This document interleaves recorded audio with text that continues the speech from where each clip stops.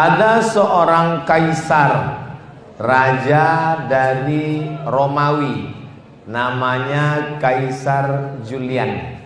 Dia buat kalender, maka kalendernya itu disebut dengan Julian kalender, sesuai dengan namanya. Lalu kemudian hari berganti musim berubah, pertukaran politik. Lalu kemudian kalender itu berpindah ke Bizantium.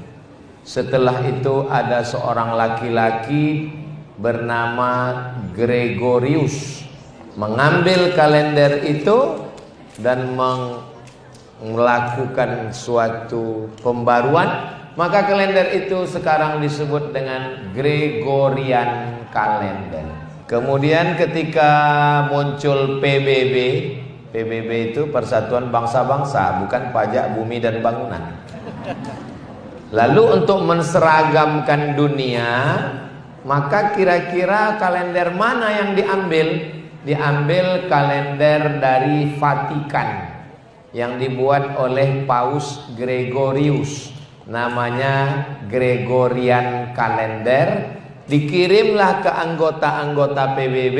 Salah satu anggotanya adalah Republik Indonesia, supaya tanggal rapatnya sepakat di hari dan di tanggal bulan tahun yang sama. Maka semua anggota pakai kalender. Itulah dia kalender yang kita pakai: Januari, Februari, Maret, April, Mei. Bulan yang pertama namanya bulan Januari. Januari nama patung yang kepalanya satu tapi wajahnya dua. Satu wajah ke depan, satu wajah ke belakang. Maka dipakai itu sebagai bulan yang pertama, karena bulan pertama itu menghadap ke belakang, menghadap ke depan. Menghadap ke masa lalu 2024, menghadap ke masa depan 2025. Terus sebelum kita ikut PBB, kita pakai kalender mana? Ada kerajaan Demak di Jawa, di Sumatera ada kerajaan Delhi, ada kerajaan Aceh, di Kalimantan ada kerajaan Gadriah. Maka waktu itu semua kalender menggunakan kalender Muharram, Safar, Rabiul Awal, Rabiul Akhir. Apa perbedaannya? Kalau bulan Januari, Februari disebut dengan Syamsiyah. Kalau Muharram, Safar disebut dengan Qamariyah. Qamar artinya bulan, Syams artinya matahari. Yang satu pakai kalender matahari, yang satu pakai kalender bulan. Bedanya berapa hari? 11 hari.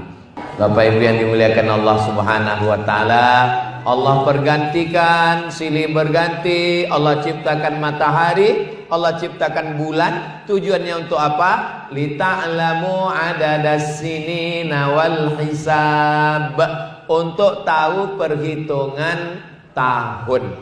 Zaman Nabi Muhammad SAW bulannya ada, tapi tahunnya nggak ada.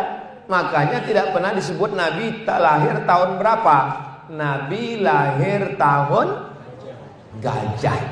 Kenapa selalu dikaitkan dengan peristiwa? Karena mereka nggak punya tahun, jadi dikaitkan dengan peristiwa. Sama misalnya seperti ibu, anaknya lahir, terus ibu nggak catat tahun berapa, tapi ingat peristiwa. Ibu lahir tahun berapa? Ya kira-kira Hiroshima Nagasaki kena bom atom lah, berarti 1945 itu.